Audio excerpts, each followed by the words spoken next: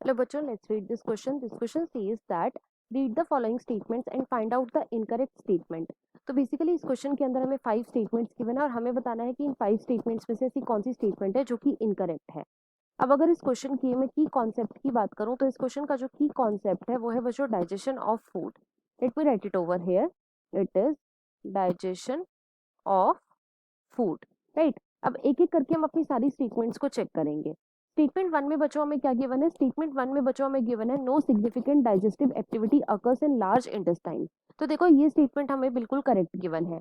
जो major digestive activity होती है वो कहाँ होती है? तो वो होती है बच्चों स्मॉल इंटेस्टाइन के अंदर, राइट। जो मेजर एब्जॉर्प्शन होता है ग्लूकोज का, अमाइनो एसिड का, वो कहाँ पे होता है? वो स्मॉल इंटेस्टाइन के अंदर होता है, राइट। तो इसलिए जो ए स्टेटमेंट है ये बिल्कुल करेक्ट गिवन है, क्योंकि इसके अंदर हमें गिवन है कि कोई भी सिग्निफिकेंट डाइजेस्टिव एक्टिविटी नहीं होती in the large intestine, right. So this statement is correct. Statement B में बच्चों हमें क्या गिवन है? इसके अंदर हमें गिवन है the bile released into the duodenum contains bile pigments, bile salts such as bilirubin and biliverdin, cholesterol and phospholipid but no enzymes.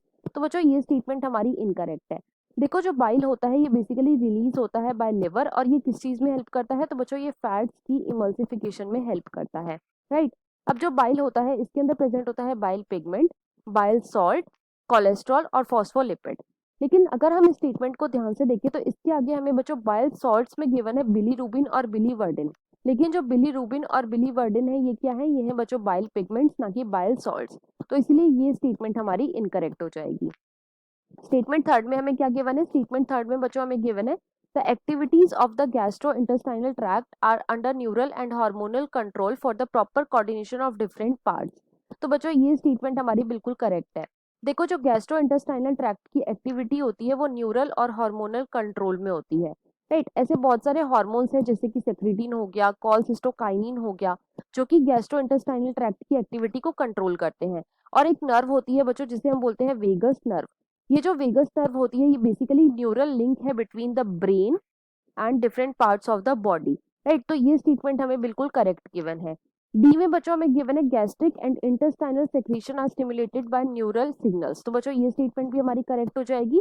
देखो जो गैस्ट्रिक और इंटेस्टाइनल सेक्रेशन होते हैं ये न्यूरल सिग्नल से स्टिमुलेट होते हैं, राइट। और ई में हमें गिवन है नन ऑफ दीज, तो इसलिए ये इनकरेक्ट हो जाएगा। क्यों? क्योंकि क्वेश्चन में जो हमारी इनकरेक्ट स्टेटमेंट गिवन है वो है बच्चों ऑप्शन नंबर बी में। तो इस क्वेश्चन का जो फाइनल आंसर है वो है बच्चों option number B. I hope you understood it well. Best of luck.